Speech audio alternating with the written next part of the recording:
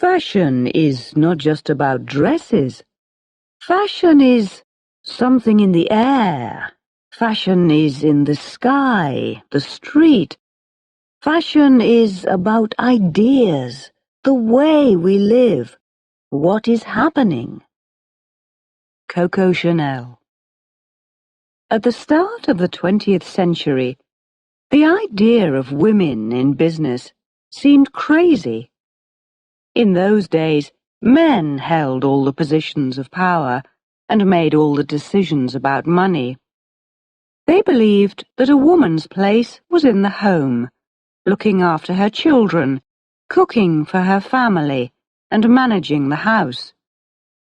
If a woman needed to work, she could perhaps find a job in a shop or in a factory, but she had no chance of working as a businesswoman or a banker or a lawyer.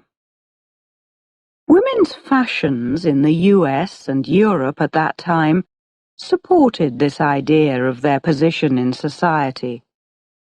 Fashionable women wore long dresses that almost touched the ground. This made it difficult for them to drive a car, ride a horse, or even walk quickly. As a result, they needed men to arrange their travel for them. A fashionable woman was also expected to keep her skin as white as possible, to show that she didn't work outside in the sun.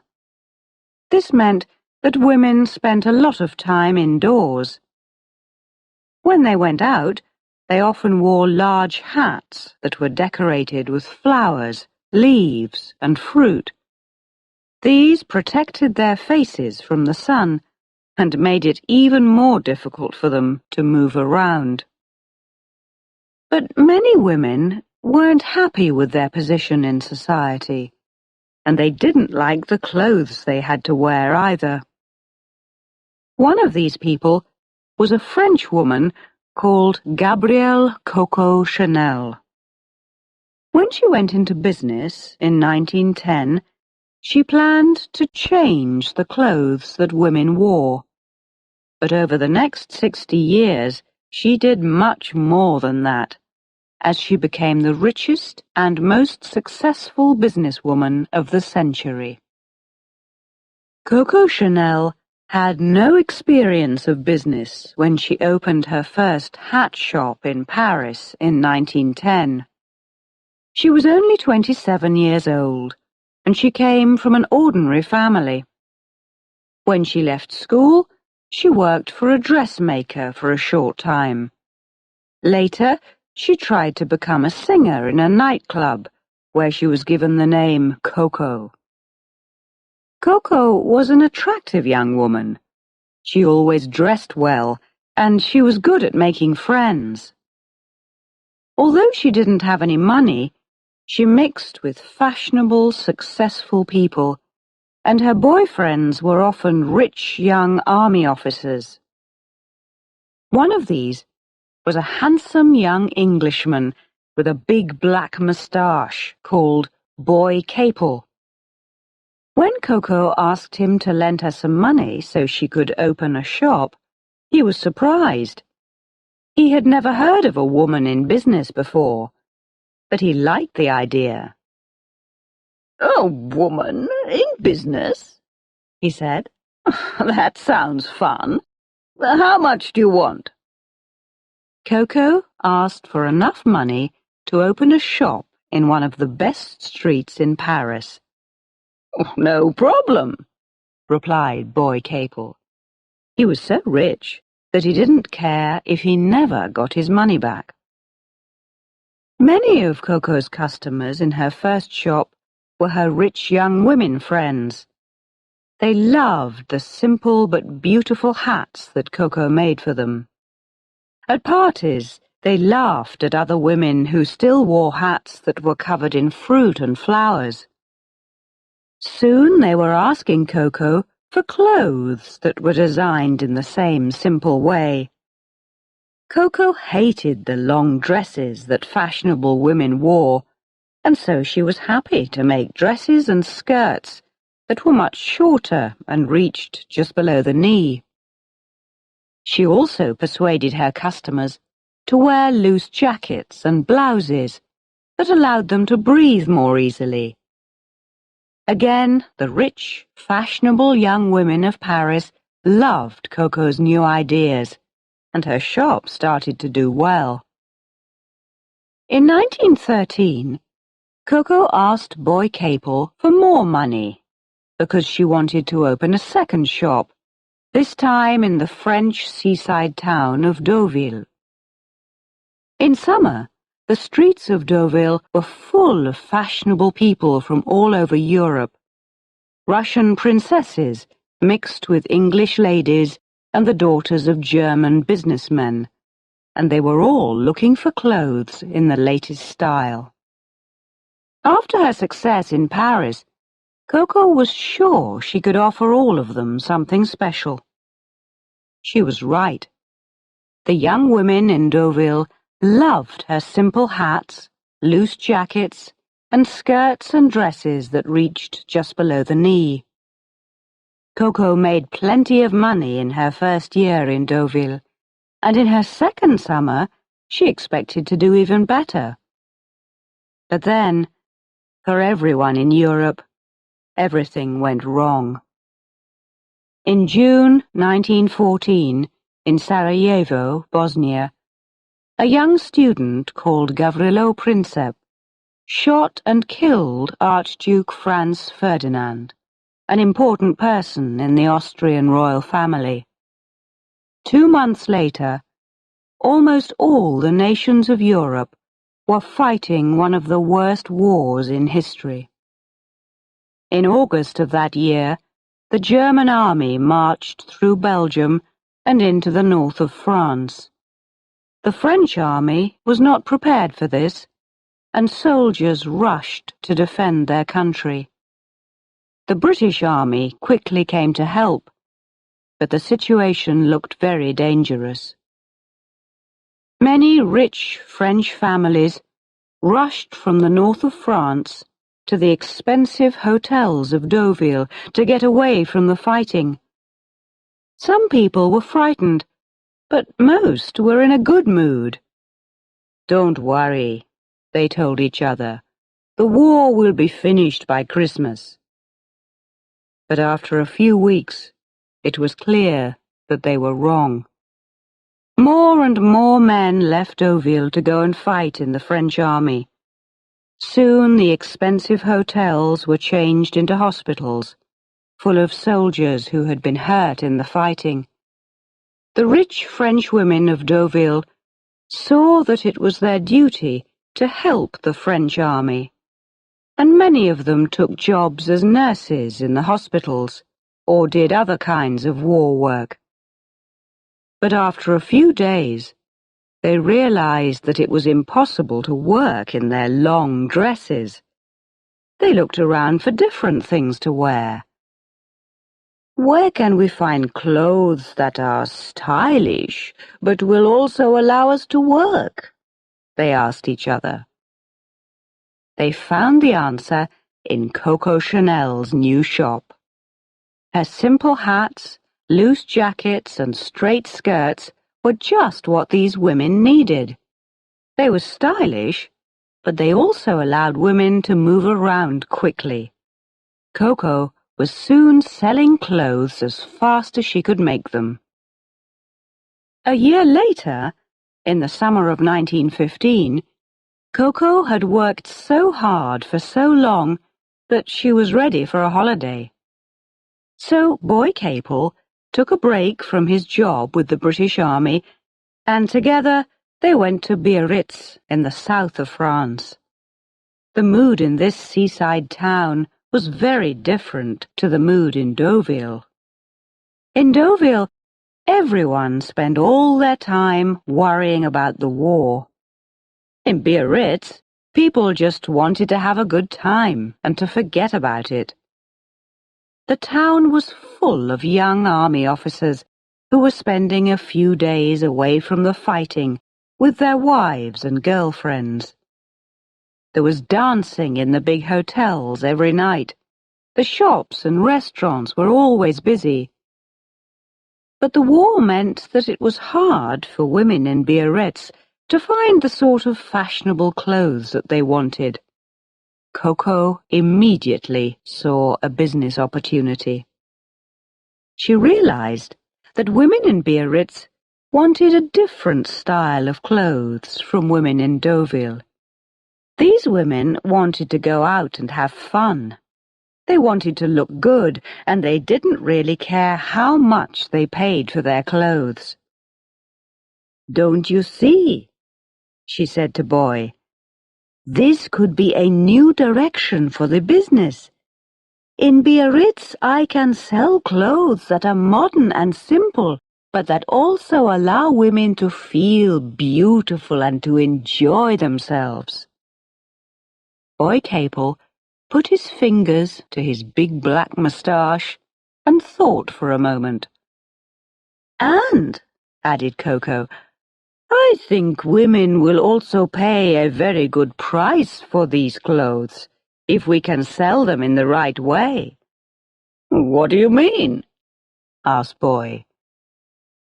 "Well," said Coco, "these clothes need to have a new look.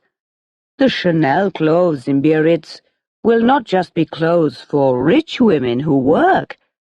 These clothes will make women feel good when they wear them." Boy wasn't sure about the idea. "But where will you get the cloth for these clothes?"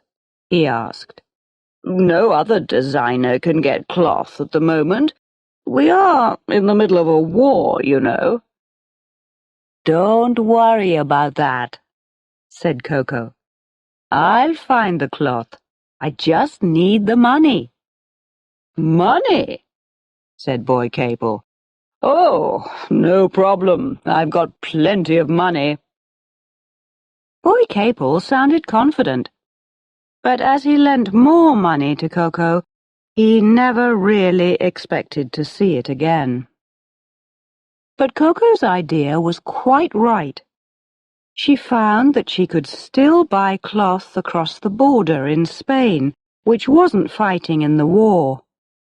Then she rented an expensive house in the middle of the town and hired 60 women to make her new dresses. She sold the dresses for very high prices, but women were happy to pay for them. They were so popular that people even came from Madrid to buy them. For the next 3 years, Coco traveled between her 3 businesses in Paris, Deauville, and Biarritz, while the First World War continued in the north and east of France. By 1916, over 300 people were working for her. She soon made so much money that she could pay back Boy Capel all that she had borrowed. Coco had been lucky because the war had given her a chance to make her new designs popular. But she had also shown that she could recognize business opportunities and that she could change her style to suit her customers. When the war finished, in November 1918, Coco was ready to start the next and most successful part of her business life. The First World War completely changed European society. Millions of young men had been killed, and women now had a much more important position in society. Women had shown that they could work in offices and factories while men were fighting in the war. In many countries, women were now allowed to vote for their government for the first time. By the start of the 1920s, women had realized that they could be different from their mothers. They could lead a very different kind of life from the one they had known before the war. After the bad times of the war, rich young people just wanted to spend money and to have fun. They drove their shiny new cars to the beach, where they played games and swam in the sea. Both men and women went to parties, where they smoked cigarettes and drank alcohol. They danced to the music of Louis Armstrong and Jelly Roll Morton. They went to the cinema to watch the films of Charlie Chaplin and Greta Garbo, and they also wore the clothes of Coco Chanel. Women didn't want to return to the long, tight dresses and silly hats of the years before the war. They wanted clothes that allowed them to move around freely. Chanel's style was just right for the time. But now, her clothes were not just for the women of Paris, Deauville, and Biarritz. The end of the war meant that she could sell her clothes around the world. For women in the big cities of Europe, she made smart suits of jackets and skirts. And for women on holiday, she designed special beach clothes. In the US, her dresses were so successful that a magazine even compared them to the Ford motor car. Coco's business grew and grew. But Coco didn't just think about clothes. She realized that women couldn't always wear diamonds and other expensive jewelry when they went out. So she started making jewelry that looked real, but was made from cheap materials. She also introduced the idea of short hair for women, and for the first time, she made it popular for women to go out in the sun so their skin went brown. But Coco's best decision was to go into the cosmetics business. She knew that the cosmetics business and the fashion industry were similar in many ways, and she was sure that her ideas could help her to be successful in this area. She also believed that cosmetics were very important. She once said, "If a woman doesn't wear perfume, she has no future." So, in the early 1920s, she went to see a man called Pierre Wertheimer to discuss her plan. Wertheimer owned the biggest perfume factory in France, and he was very happy to work with such a famous designer. At that time, women wore perfumes which always smelled of flowers. But Coco wanted her perfume to have a completely different smell. Together, Wertheimer and Chanel invented a new kind of perfume, and they decided to sell it in a simple, square bottle. They agreed to give it Coco's name, and she added her lucky number. The result was Chanel No. 5, the most successful perfume of the past 100 years. As Coco grew richer and more successful, she mixed with the most famous people of the time. She loved to be with artists, and she made clothes for shows at theatres in Paris, where she worked with Jean Cocteau, Pablo Picasso, and Sergei Diaghilev. These people all admired Coco's work and understood what she was trying to do. Coco worked in fashion according to rules that seemed to have value only for painters, musicians, and writers, said Jean Cocteau. But Coco didn't just mix with artists. She often went to parties where she met important people like the future King of England, the Prince of Wales, and Britain's future war leader, Winston Churchill. And after her boyfriend of the war years, Boy Capel, was killed in a car crash, she was often seen on the arm of rich Russian and English lords.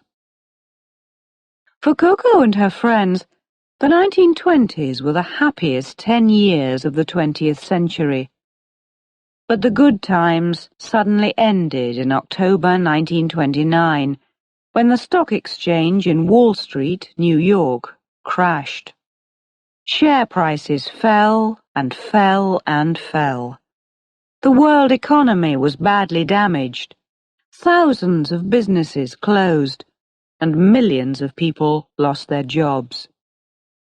For most people, the Wall Street crash was a disaster, but not for Coco Chanel. While ordinary people suffered, the richest people in the world still had money, and they still wanted expensive, fashionable clothes.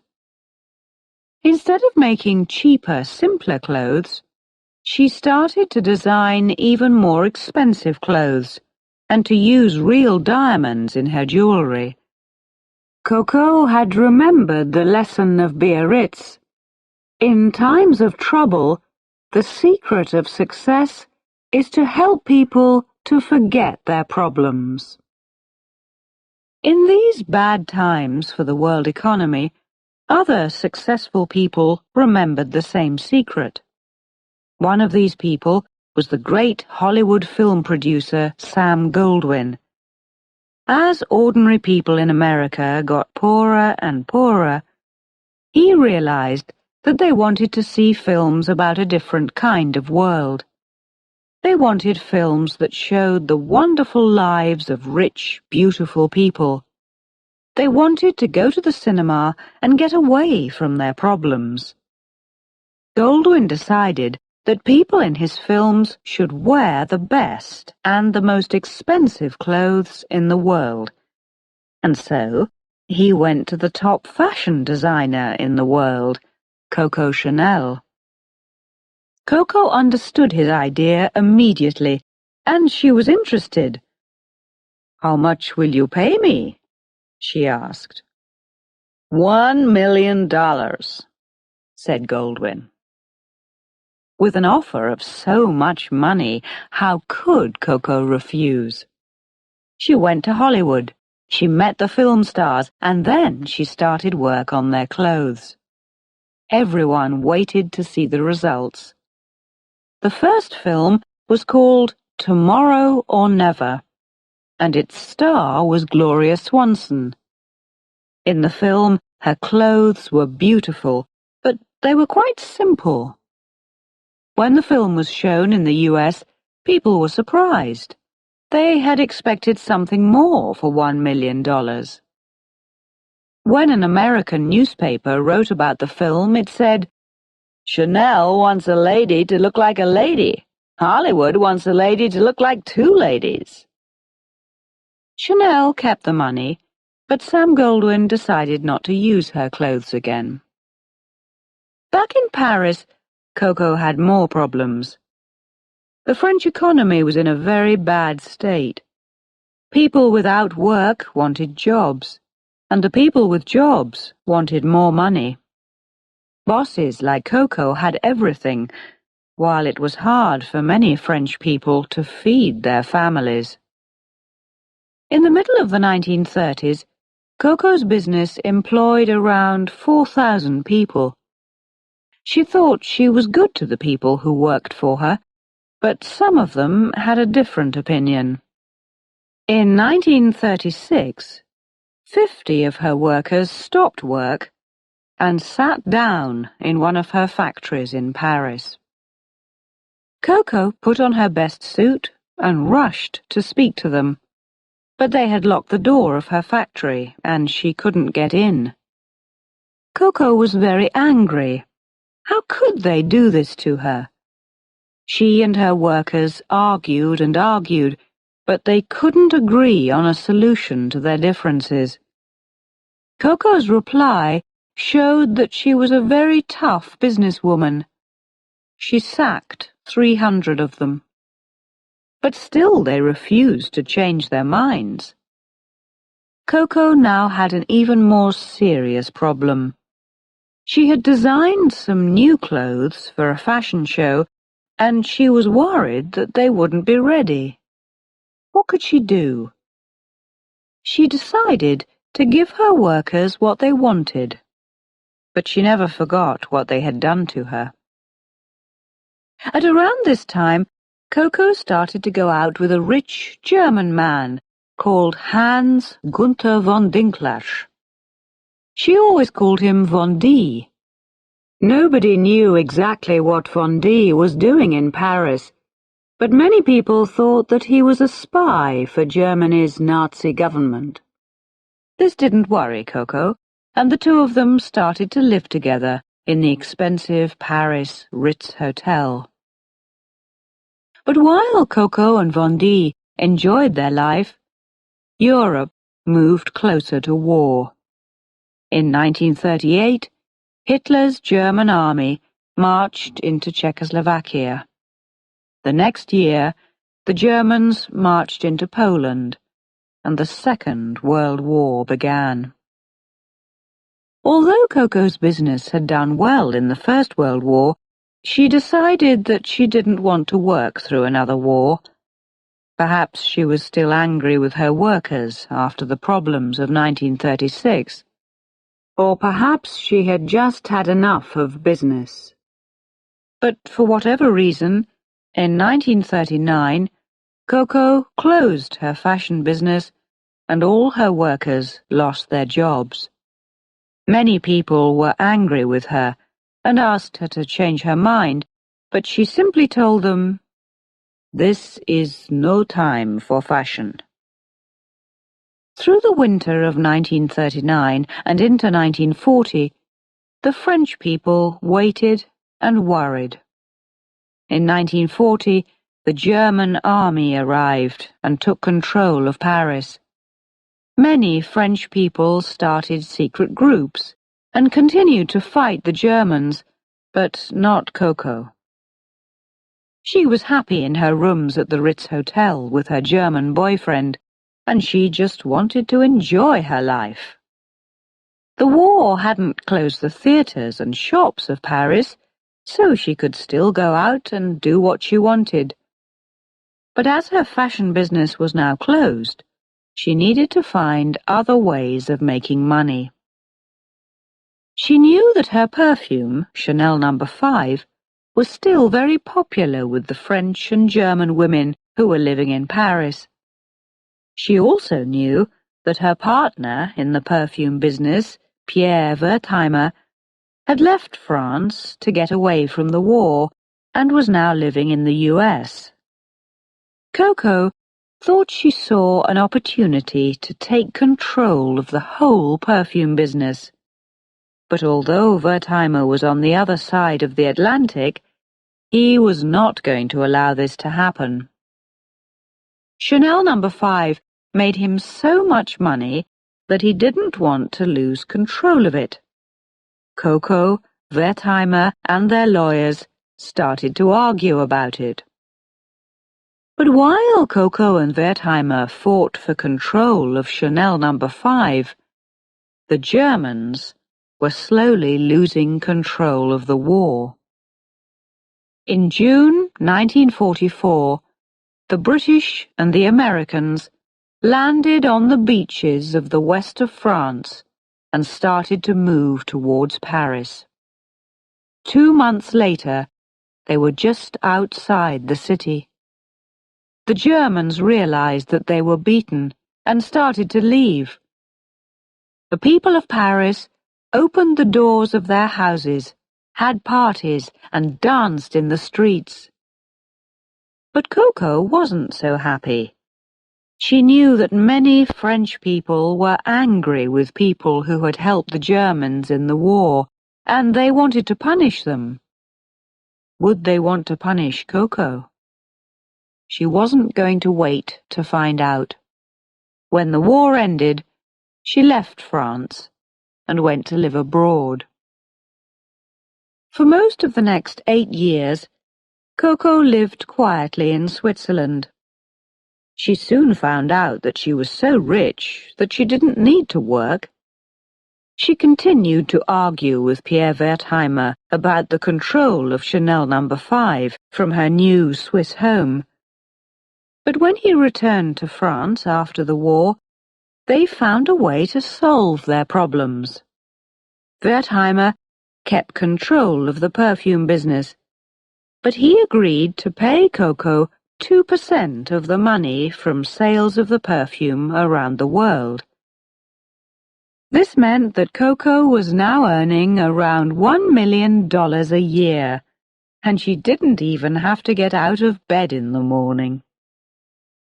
As the years passed, some people still remembered the beautiful Chanel clothes from the years before the war, but they soon forgot the rich old lady who had designed them. Although Coco now had everything that she wanted, she didn't really like her new life. She had loved her work, and now she missed the world of fashion. She still read fashion magazines and looked carefully at all the new designs. But Coco found that more and more often she didn't like what she saw. The new star designer in the fashion world was a Frenchman called Christian Dior. In 1947, he produced his new look. His shirts and jackets were tight and made it difficult for women to breathe. His skirts and dresses were narrow at the waist and wide at the bottom, and they reached down to women's shoes. Women loved Dior's clothes. They were very different to the boring clothes and uniforms that they had had to wear during the war years. They were also very different to the Chanel look of the years before the war. Every year, Christian Dior's new look made Coco more and more angry. In 1953, she decided that she couldn't sit and watch and do nothing. She had to return to the fashion business. She returned to Paris and started to design new clothes for a fashion show the next year. Many people thought she was crazy. "What does a 70-year-old woman know about modern fashion?" they asked. "Doesn't she know that times have changed?" But Coco didn't listen, and on the 5th of February 1954, she introduced her new designs at a fashion show in Paris. The show was a disaster. The newspapers said that they were clothes for old ladies and country people. Coco was upset and angry that her designs had been criticized so strongly. "These people just don't understand," she said. "It's true that I'm old, but I'm still one of the greatest designers in the world. I changed women's fashion once, and I know I can change it again. I'll show them." So Coco didn't return to Switzerland, and she didn't stop working. The next year, she produced some different designs for another fashion show, and this time many people liked them. The year after that, there was another new show, and more people started to admire her clothes. By the end of the 1950s, she was again one of the most important fashion designers in the world. During the 1960s, rich and beautiful women from all over the world visited Coco's offices to ask for advice and to buy new suits and skirts and dresses. Coco was rich and successful, but nobody really knew if she was happy. For the final 17 years of her life, she lived alone in the Ritz Hotel in Paris. Every morning she walked across the road to work in the offices above one of her shops. She was often still cutting cloth and making dresses late at night. Why did she work so hard? She once said, "Work has always been a kind of drug for me." If work was her drug, it was a drug that helped her to live for a long time. She was still designing new clothes for the world's top women when she died in 1971. She was 87 years old. Today, Chanel is still one of the most important names in fashion and cosmetics. But the modern House of Chanel is very different to Coco's old company. A new boss, the German designer Karl Lagerfeld, joined the company in 1983 and introduced several new ideas. He saw that the company could use Chanel's famous name to sell many different products all over the world. Soon the company had shops in over 40 countries. The Chanel name was on hats, belts, jewelry, clothes and handbags, as well as on many different kinds of cosmetics. Chanel's products were bought by many more women than ever before. But if Coco was still alive today, she would probably be pleased with many things about the modern company. She could walk into the best shop in any big city in the world and buy her Chanel No. 5 perfume, and it would still be in the same square bottle. She could walk into a Chanel shop and still find smart suits and beautiful dresses in the simple Chanel tradition. In her work as a designer, Coco Chanel loved simple styles because she believed that a woman was always more important than the dress that she wore. "Dress badly," she once said, "and people will notice the dress.